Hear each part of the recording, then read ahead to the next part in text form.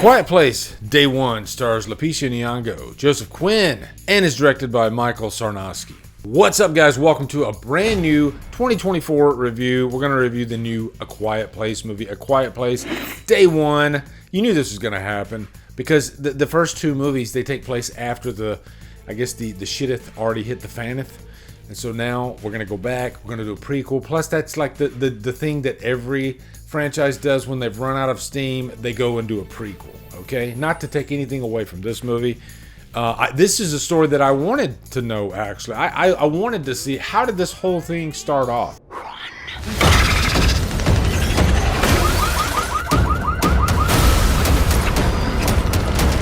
So yeah, we're going to get into all that. It's going to be a fun review. We're going to have a good time, right? We're going to have a good time, okay?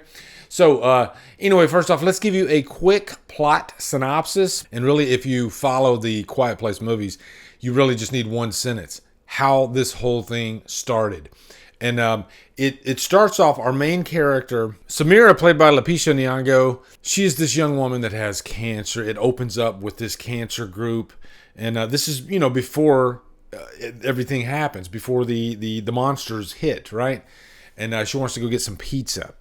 And then immediately after that, that's when things happen. I mean, you take a moment to get to know these the characters. Really, the only one you need to know is her. But Alex Wolff plays the caretaker of the group of cancer patients.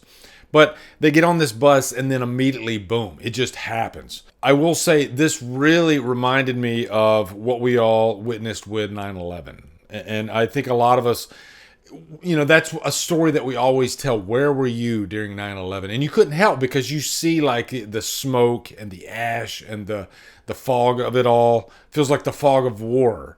You've just been struck, right? And I think they do a great job spelling that out, putting that on display. This movie is just a massive budget feel about it. It's just one of those epic invasion monster movies. I'd say even more than the other two movies because, again, those two movies happened after this whole thing.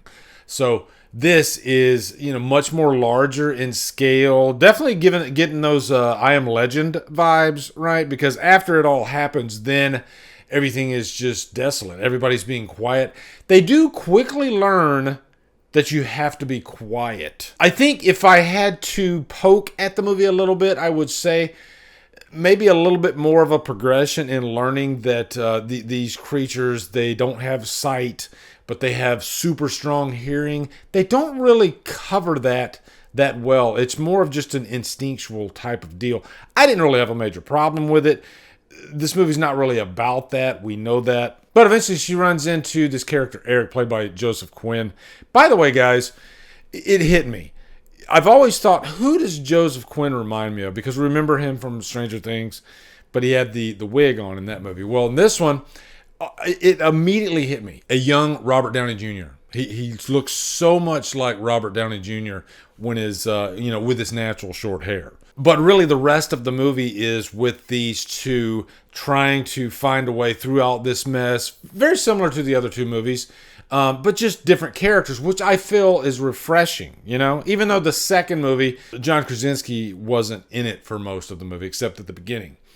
But we're still following Emily Blunt's character. So this was nice to hone in on some newer type characters that might have dealt with this at first. We don't know if they're going to survive or not, because this is one of those movies. Yeah, we know what's going to happen, but we don't know these characters, so they could still survive and they could just be somewhere else, right? Because I don't remember if the other movies take place in New York. I don't think they do, okay? I didn't do my homework on that, but this one does take place in New York, which I think is the perfect setting for an alien invasion type movie. I think the biggest pro about this movie is just kind of an analysis of the human condition. And even in the worst case scenario, finding the beauty of it all, right? In this thing called life. And I think this movie really makes us appreciate what we have. And, there's nice tender moments like that. There's this really beautiful moment in this bar where it's just our two main characters. They're stressed out beyond belief, but they just have this nice moment to kind of push it all away and just focus on something that, before all this madness just the little things, the trivial things that we all take for granted. And I think this movie does a beautiful job with that. What else is beautiful about this movie is just the performances by Joseph Quinn and Lupita Nyong'o, especially. I mean, both of them are just amazing. Lupita, I'd say, is more of the main character, and my God, I love her to death. I loved her in Us. She is a phenomenal actress, just has impeccable range, and you get to see that on display here. There's a lot of emotion in this movie for sure. I think when you're acting alongside somebody of that caliber, you definitely better bring your A game, and Joseph Quinn, he's up for the challenge. He does an amazing job. And you can definitely see that in his work in Stranger Things, but wow. As far as like handling emotional scenes, he really does some heavy lifting. Both of them do. I had a lot of fun with the creatures in this too. I think they're spaced quite well. I do think this movie spends a lot of time with the characters, and that's not a bad thing at all. And when the monsters do hit, I think it just has more of an impact. And the sound design, you have to see this on an IMAX screen, the biggest screen possible, with the best sound possible, Dolby sound. You could literally hear like noises in every corner of the movie. And one thing that was really cool about the sound design is, pre-monster attack, I mean, it's really loud. It's the busy streets of New York, and you can hear everything. And then it goes from that to hearing a pin drop. So a very unique movie in that regard, and I think even more so than the other two movies. As far as like sensory overload, I think New York City is the perfect location for that. But as far as like an award for sound design or just sound in general, this movie should definitely take the cake. If somebody were to ask you at the end of the year what movie really made your ears bleed in the best way, it would be this movie. So definitely giving A Quiet Place Day One a high purchase worthy. And I will say it exceeded my expectations, being the third movie in the franchise. So I don't know if I could say it's my favorite of the trilogy. I need to let it settle for a bit. But it might be. It's really close. And I'll say this too. I loved the ending. And I was wondering along the way, how are they going to end this, right? And let me just say, I just loved it. I absolutely adored it. So definitely see this on the biggest screen possible.